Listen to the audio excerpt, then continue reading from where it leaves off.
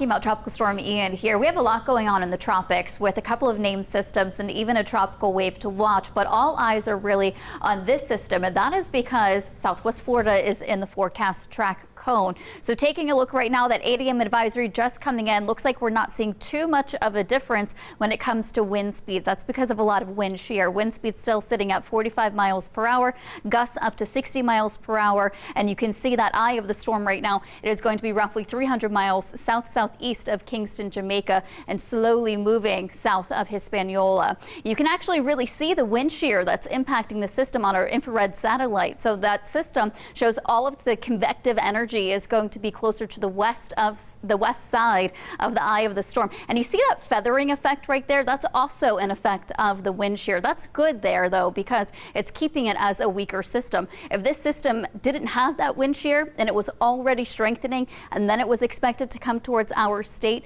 it would be a completely different story. So right now, the only watches and warnings we have are for the islands in the Caribbean. Right now, you do have a tropical storm watch for portions of Jamaica. Also, the Cayman Islands are under a hurricane watch as they're expecting those impacts within the next 24 to 48 hours. Not much has changed with the forecast cone from last night to this morning. As it moves across the Cayman Islands, it's still projected to become a Category 1 storm, crossing over portions of western Cuba as a Category 2 and then curving closer to our state. Now you can see almost all of Florida here is in with that cone, including Southwest Florida. Now our state could start to feel the impacts of the storm as a Category 3. That would be Wednesday afternoon into Wednesday evening. We still have quite the spread day 3 through 5 when it comes to these models. And I want to go through the comparison for you because you probably have noticed a slight trend with the models going a little bit north-northwest, which would be good for us here in Southwest Florida. So right here you do have the European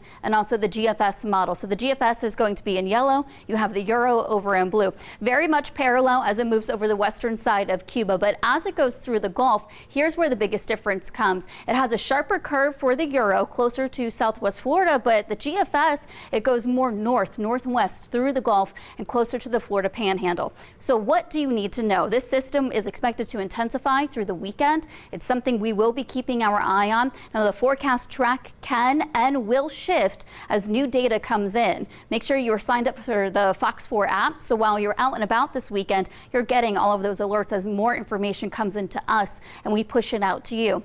Now, even if Southwest Florida is not directly hit, we could still feel the impacts. For example, with that GFS model I just showed you, as it continues through the Panhandle, we could still see the impacts, especially since we are on the right side of circulation. A lot can change over the next couple of days. Make sure you keep tuning in with us here on Fox 4. Here's a different story as we wake up, as you start off your Saturday morning, mainly dry, a couple of isolated showers after 2 o'clock. Tomorrow, we're just bumping up our rain chances a little bit more to about a 40% chance of an isolated shower or two. A couple of storms closer to Lake Okeechobee through our inland areas. And Monday, we're looking at a similar forecast. Today's highs will max out in the low 90s under mainly dry conditions and plenty of sunshine. On the 7-day forecast, you can see watching the tropics is going to be a biggie right here. So the next couple of days, enjoy the sunshine. Make sure you're taking the chance to prepare as we are talking about the tropics.